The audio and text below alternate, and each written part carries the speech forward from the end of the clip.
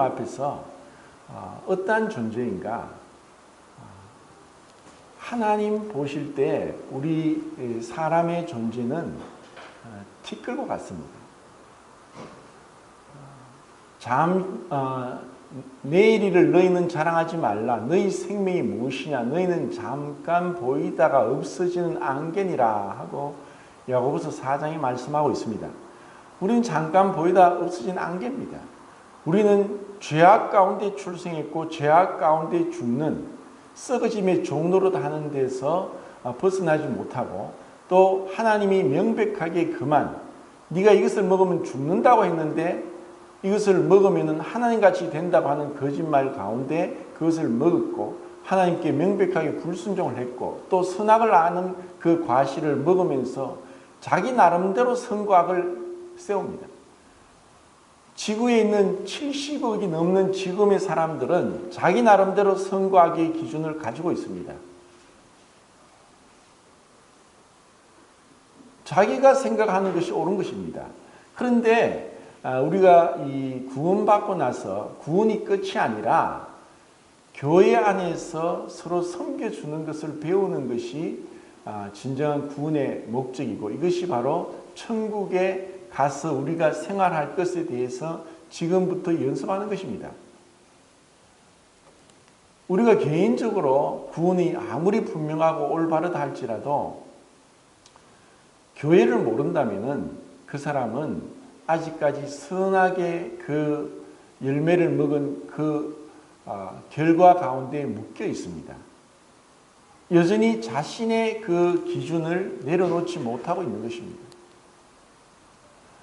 제가 그 구원받고 나서 지금까지 쭉 지내오면서 무슨 생각을 하냐면은 참 주님의 은혜가 너무나 큽니다.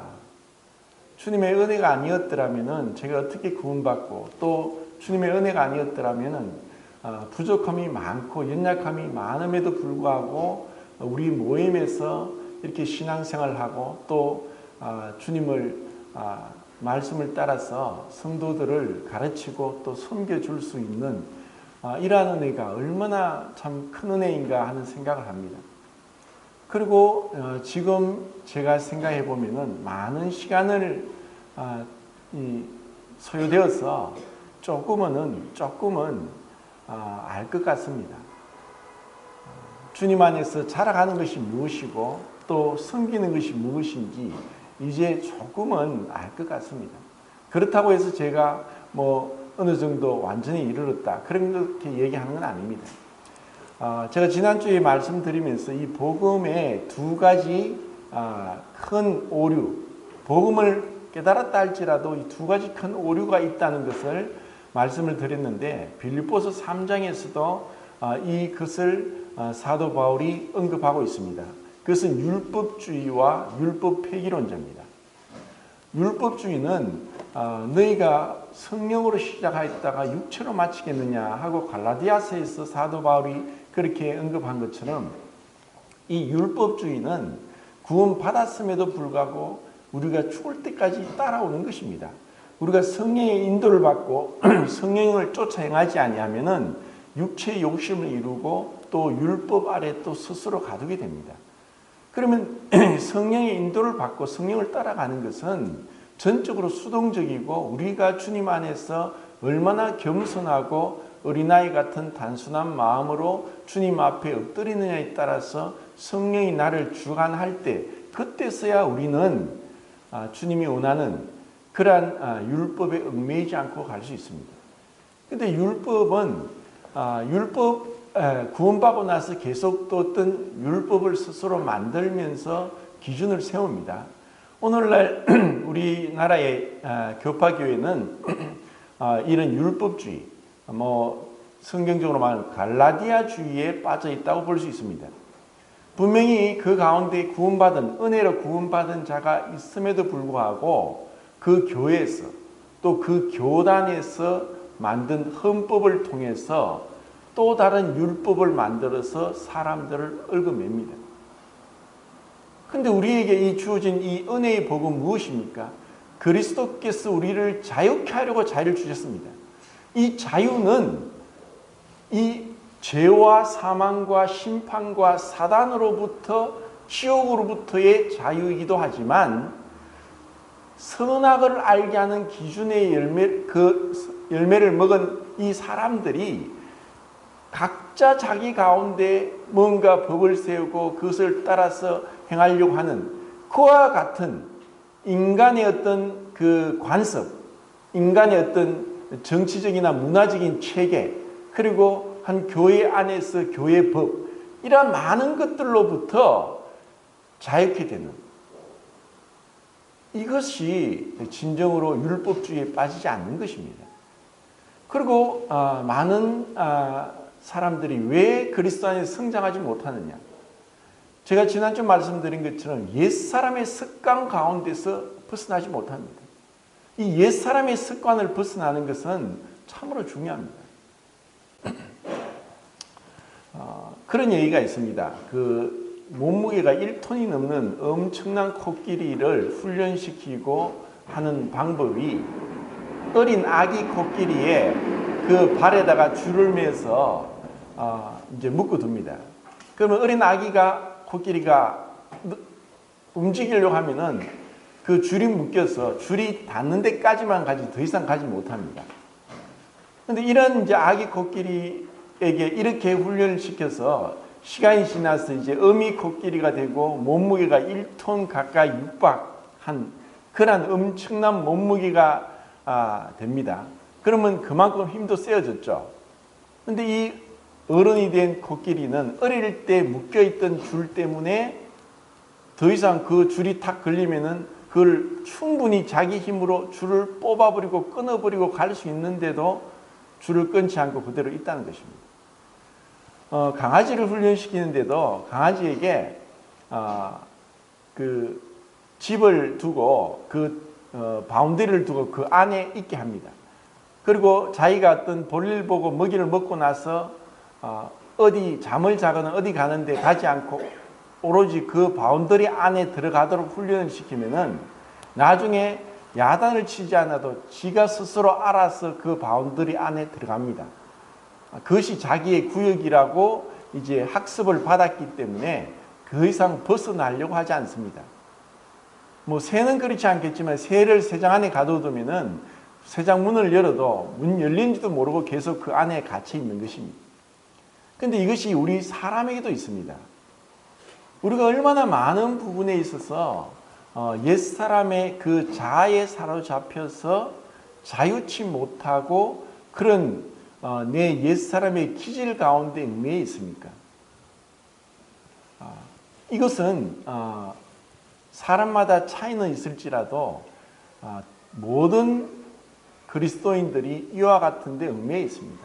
그런데 이것을 어떻게 벗어나느냐? 그것을 사도 바울이 고백합니다. 나는 뒤에 있는 것은 잊어버리고 표대를 향하여서 위에서 부르신 부르심의 상을 향하여 달려간다. 우리는 기억이 있습니다. 과거의 기억이 있는데 좋은 기억도 있고 좋지 않은 기억도 있습니다. 그리고 우리는 어쩔 수 없이 유전적인 환경적인 요인 가운데 사로잡혀 있습니다. 그런데 이것을 벗어나는 것은 어떤 특별한 다른 철학적인 심리학적인 관점이 아니라 하나님 말씀입니다. 주님의 성령이 나를 감동시키면은 우리는 어느새 이와 같은 이 율법과 같이 얽매이는 것으로부터 벗어나서 주님 안에서 참 자유를 느낍니다. 그 자유가 있을 때 기쁨이 있습니다. 자, 사도 바울은 뭐 다른 그 성경학자들이 얘기하면 지금 로마 감옥에 한 2년 정도 갇혀 있습니다. 2년 정도 갇혀 있으면서 그 당시에 여러 가지 어떤 감옥 체계가 오늘날처럼 뭐 완벽하지 못했기 때문에 쉽게 죄수가 탈옥할 수 있는 그런 허술한 감옥이었기 때문에 그 간수들이 돌아가면서 죄수와 같이 그 쇠고랑을 차고 죄수가 도망가지 못하도록 했다는 것입니다. 바울도 갇혀 있으면서 다른 간수가 그냥 같이 수갑을 차고 같이 묶여 있는 거예요. 도망 못 가게 하기 위해서. 바울에게 있어서는 어떻게 보면 거추장스럽습니다. 사람이 정말 뭐 지난번에 우리가 캠프도 갔었지만은 이렇게 있는 것하고 같이 잠을 자고 며칠간이라도 같이 생활하는 것은 전혀 다른 문제입니다.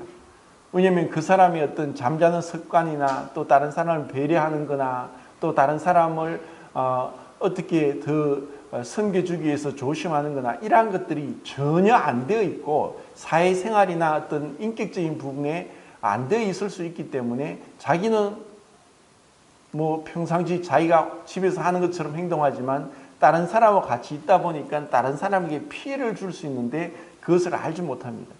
그래서 사실 제가 어디 가서 잠을 잔다면 저는 먼저 굉장히 조심스럽습니다. 왜냐하면 코를 골아서 다른 사람이 잠을 자는데 방해될까 싶어서 늘 마음이 그렇고, 그리고 코를 안 골려고 하지만 고는데 어떡합니까? 그렇기 때문에 같이 있는 것을 가능하면 안 잊고 싶어 합니다. 왜냐하면 다른 사람에게 피해를 주지 않기 위해서. 이러한 어떤 배려하는 마음과 또 다른 사람을 피해 주지 않게 하는 그런 마음들이 어쩌면 당연한데 이런 것이 없을 수도 있는 거예요. 그런데 바울은 이렇게 묶여있는 있으면서 그 간수로에게 복음을 전합니다. 그러다 보니까 이제 가이사 집에 몇 사람들에게 복음이 전해졌고 그들이 구원받는 역사가 일어났고 또 빌레몬서에 있는 것처럼 오네시모로가 그 주인의 그 돈을 훔쳐서 도망가다가 잡혀왔는데 감옥에서 바울을 만나서 구원받게 되고 그리고 다시 바울은 그 주인인 빌레몬에게 오네시모로를 돌려보내면서 나를 대하고 그에 대한 빚진 것은 다 내가 다 청산해 주겠다 하면서 그렇게 그 오네시모로를 세워주는 그런 아름다운 그러한 일들이 있게 됩니다. 자, 이것처럼 이런 가운데서 바울은 우리에게 얘기합니다. 기뻐하라. 내가 다시 말하는데 기뻐하라. 아니 이게 무슨 말입니까? 만약에 우리 인간적으로 만약에 우리가 구원받았다 할지라도 내 형편을 생각하고 지금 내가 복음 전하다가 이 로마 감옥에 갇혀 있고 그것도 도망 못 가도록 다른 간수하고 같이 쇠고랑으로 묶여가지고 이 자유를 잃어버려 있고 그리고 그 습기 차고 음산하고 그리고 먹을 것도 그렇고 잠자리도 그렇고 그런 곳에 있는다는 것이 얼마나 불편하고 짜증이 나고 그리고 원망이 될 그러한 상황이겠습니까? 그런데 바울이 무엇을 얘기합니까? 기뻐해라. 어떻게 기뻐할 수 있습니까?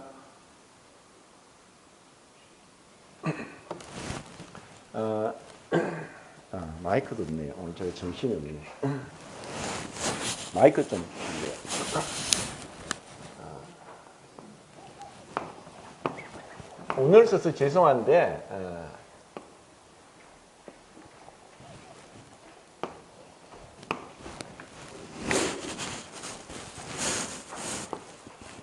소마 사르스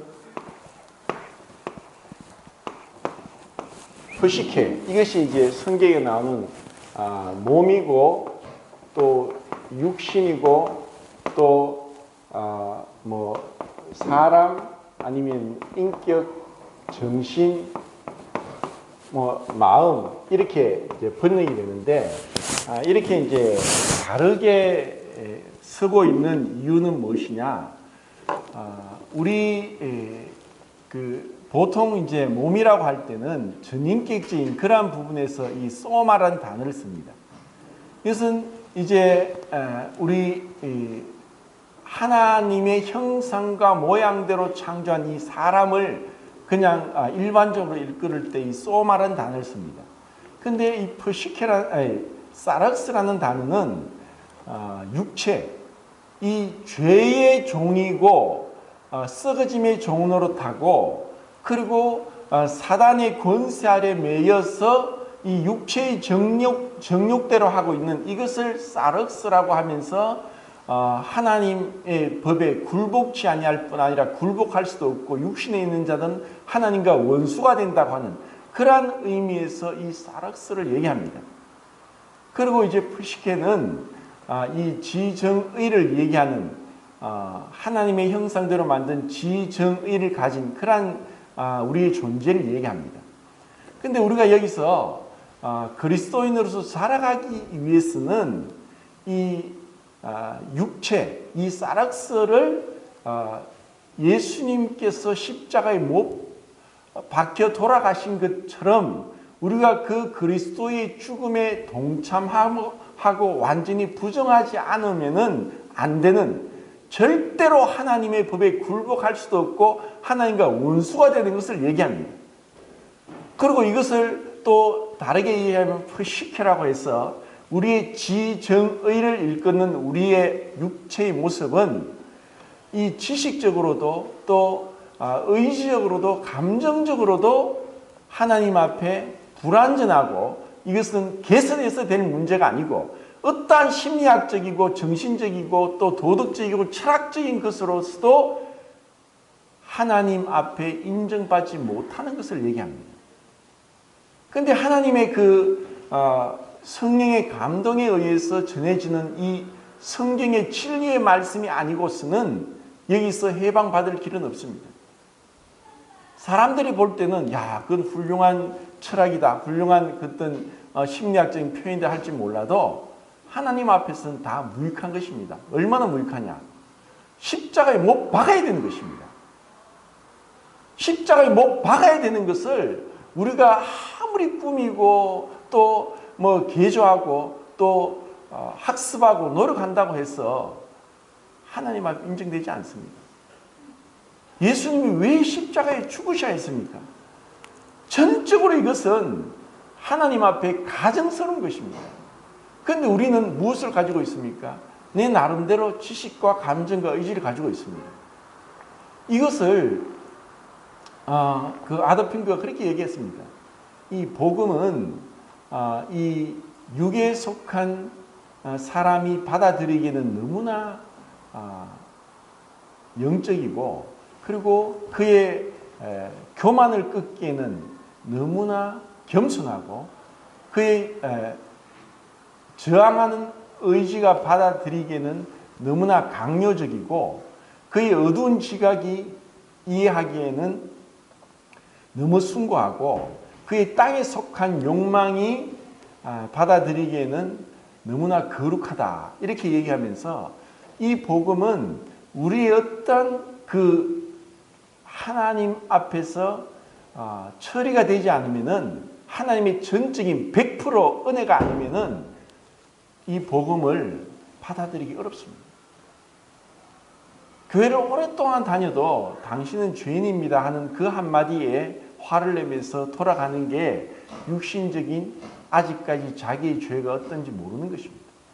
그런데 우리가 점점 주님 앞에 가까이 가는 것은 내 안에 있는 죄, 내 안에서 끊임없이 유전적으로 내려오고 내가 그렇게 생각하고 판단하고 결정하는 것이 어떠한 것인지를 아는 그러한 자들은 날마다 내가 십자가에 내 자신을 못 박고 부인하지 않으면 결코 하나님의 의를 이루지 못한다는 것을 알게 됩니다. 그렇기 때문에 그러한 자들은 겸손할 수밖에 없습니다. 내가 또 잘못했구나 하고 빨리빨리 돌이킬 수 있습니다. 그리고 사람과의 관계에 있어서도 마찬가지입니다. 어떠한 사람이라도 사실 누가 그러고 저도 그렇게 생각합니다. 생판 모르는 사람이 부부가 돼서 함께 산다는 것은 기적입니다. 그래서 정말 세월이 지나도 변함없이 아껴주고 사랑하고 인내하고 서로 챙겨주고 정말 신혼초와 같이 꿀이 뚝뚝 떨어지는 그러한 결혼생활을 하는 사람이 얼마나 되겠습니까? 이것도 인간적으로 그렇게 할 수 있을지 몰라도 긴밀하게 속사람이 연합되면서 성숙되고 주님을 닮아갈 때 그 하나님이 주신 이 부부의 축복이 얼마나 감사한지를 주님 앞에 고백하게 됩니다. 대부분은 자신의 육신이 처리되지 않기 때문에 가까이 가려도 너무나 먼 당신입니다. 저도 육신적으로 있을 때는 도대체 말이야 당신은 이것도 안 되고 저것도 안 되고 이것도 안 되고 도대체 이럴 때가 많습니다. 또 한 번씩 저도 또 그렇게 육신에 사로잡히면 이렇게 사소한 것도 안 되면 정말 죽으면 변화되겠지. 이런 일을 말을 하면서 어떤 이 스스로의 가지고 있는 기준을 다른 사람에 맞춰서 당신 내 기준에 맞추라고 하다 보면은 다툼밖에 덜이 나겠습니까? 그렇죠. 그런데 우리는 나름대로 그 기준을 가지고 왜 내 기준에 안 맞춰서 나를 힘들게 하고 짜증나게 하느냐 하면서 할 때가 많고, 저도 그렇게 부부 생활 해온 것 같습니다. 당신은 도대체 왜 그러냐고. 그런데 제가 주님의 은혜에 사로잡히면은 그런 것도 그냥 참을 수 있고 덮을 수 있습니다. 이것이 얼마나 감사한 일입니까? 그래서 제가 이 빌립보서 3장을 묵상하면서 계속 듣고 또 확대기로 보고 또 여러 책들을 참조하면서 정말 너무나 큰 감사가 됩니다. 무엇이냐?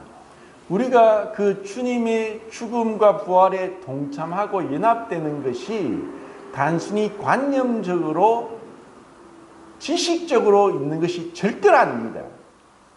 그냥 1년에 한 번 부활주일입니다 하고 부활을 기념하고 끝나는 종교적으로 육체적으로 어리석고 저급한 그러한 종교가 아니라 이 죽음과 부활은 날마다 순간순간 일어나야 되는, 그래서 내 안에 사망이 역사할 때, 내 안에 그리스도의 죽음에 동참할 때 그때 주님의 부활의 생명이 일어나는 것입니다.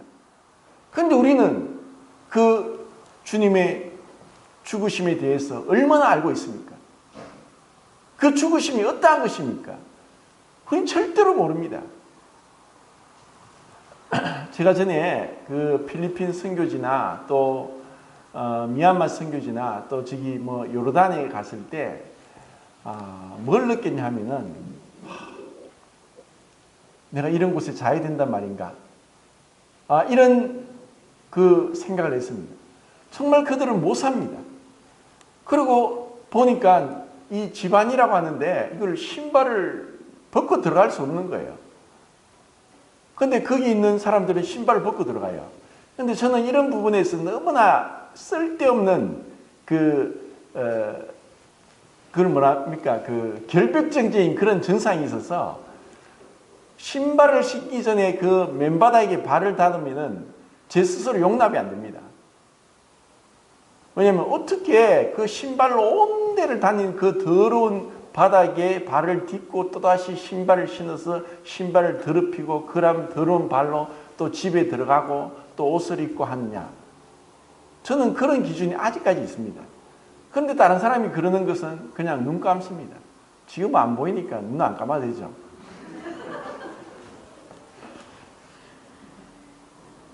근데 제가 그런 선교지에 갔을 때 이게 집안이나 집 밖이나 뭐가 다르다고.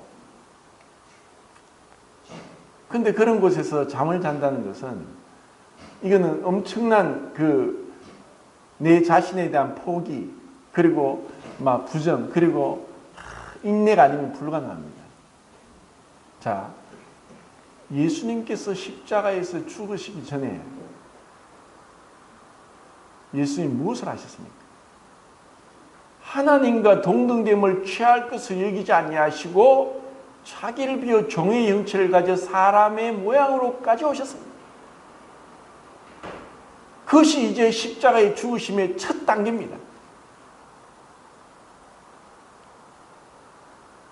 그 하나님께서 영이시고 빛이시고 지존무상하시고 거룩하시고 아무 사람도 가까이 가지 못할 빛이 거하시는 그 하나님께서 이렇게 냄새나는, 이렇게 추악하고 벌레만도 못한 그러한 인간의 모양으로 오시기 위해서 하나님 보좌를 떠나셔야 했다는 그런 결심을 하시고 오셔야 했다는 그것이 얼마나 우리의 큰 은혜입니까?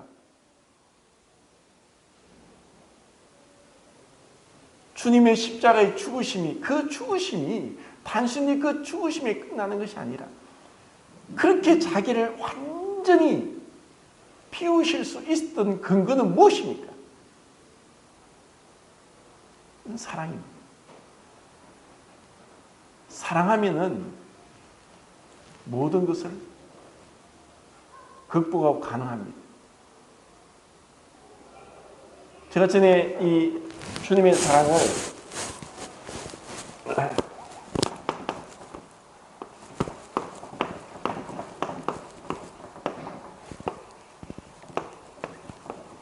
좀 밑에 썼는데 스프랑크니즈마이라는 이 단어를 신약 성경에 불쌍히 여기다, 불쌍히 여기다, 긍휼이다 하는 단어라고 있는데 이것은 내장이 찢어진다는 이런 의미입니다. 이것을 구약의 히브리어에도 그렇게 나옵니다. 이 내장이 찢어지는 것 같은 그 아픔은 왜 오느냐? 그것은 사랑할 때 오는 것입니다. 사랑함으로 그 내가 사랑하는 자가 그렇게 죄 가운데서 죽고 사단의 종로로 가면서 육체를 이기지 못하고 있는 이러한 자를 위해서 내가 이 하나님 되기를 포기하겠다. 내가 내 자신을 비우겠다. 내가 그 인간의 몸으로 가야겠다. 주님이 그렇게 자기를 비웠습니다.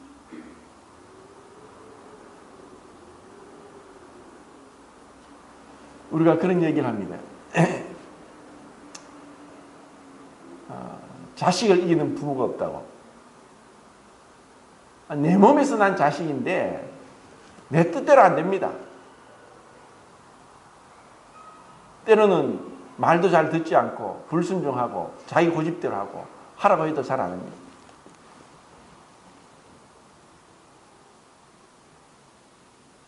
자식을 이기는 부모가 있겠습니까? 왜 부모가 자식을 이기지 못합니까? 사랑하니까 그런 거예요. 지금 영민이나 주아나 지수가 엄마 아빠를 섬깁니까?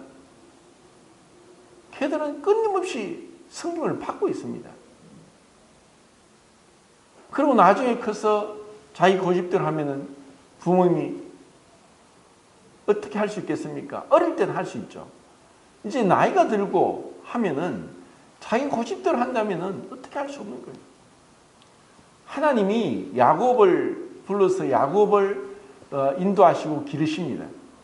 그런데 야복강가에서 오도 가도 못하고 형은 400명의 군사를 데리고 20년 전에 자기를 속이고 장자권을 팥죽에 한 그릇에 팔아먹었고 그리고 아버지의 축복을 속여서 자기가 그렇게 축복을 다 가져간 이 동생을 20년이 지났는데 너 오기만 와봐라 내가 죽이겠다 하면서 400명의 군사를 이끌고 옵니다. 자기 할 수 있는 방법 다 썼습니다. 그 짐승의 떼를 가축의 떼를 나누고 그게 자녀들 또 아내들을 쭉 앞에 보내고 다 보내고 자기 혼자 야복강에 있습니다. 그게 사람입니다. 아무리 사랑하는 자식이고 아내도 자기가 죽을 것 같으면은 자기부터 보호하게 되는 것이 육체입니다. 그리고 그 천사를 만나서 밤새도록 실험합니다. 그런데 야곱은 나를 축복하소서 나를 축복하소서 나를 축복하지 않으면 당신을 보내지 않겠습니다. 밤새도록 매달리니까 이 천사가 야곱의 환도뼈를 쳐버렸고 이제 쩔뚝빠리가 됩니다. 도망도 못 가게 됐습니다. 그리고 하나님이 야곱에게 이름을 주십니다. 네가 이제 야곱이 아니라 이스라엘을 하겠다. 이스라엘이 무슨 뜻입니까? 사람이 하나님과 겨루 이겼다는 말입니다. 어떻게 사람이 하나님과 겨루 이깁니까? 하나님은 우리가 하나님 앞에 어린아이처럼 보채고 매달리고 할 때 외면할 수 없습니다. 하나님은 사랑입니다.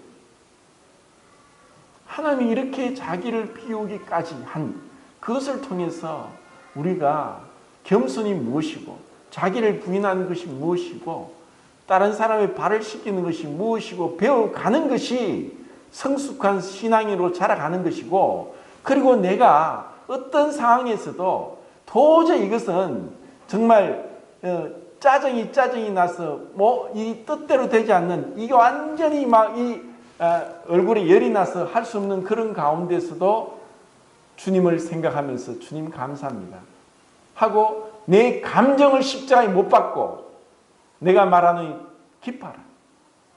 예, 주님 기뻐하겠습니다.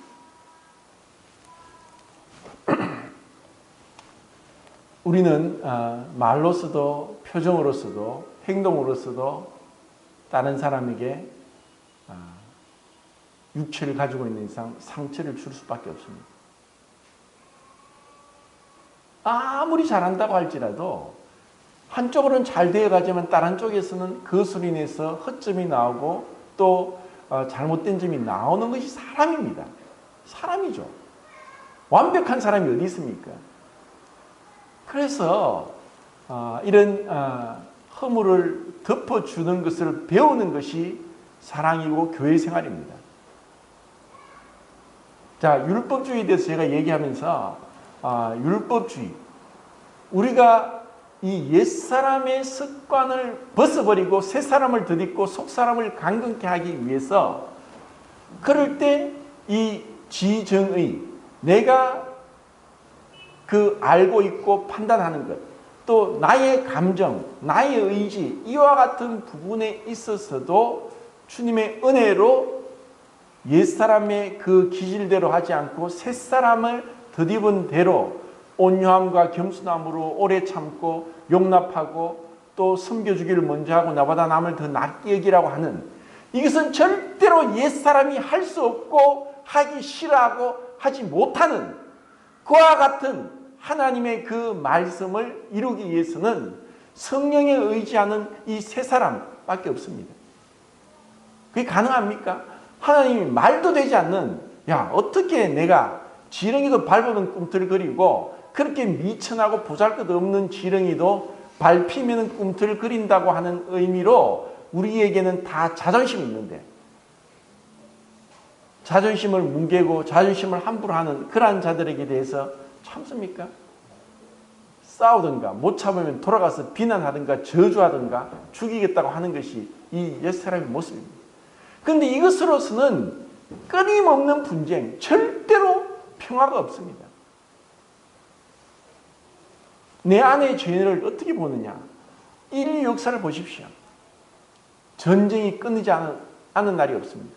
지금 나라와 나라의 어떤 국가 간의 무역 경쟁이나 전쟁, 실제로 하는 전쟁을 보십시오.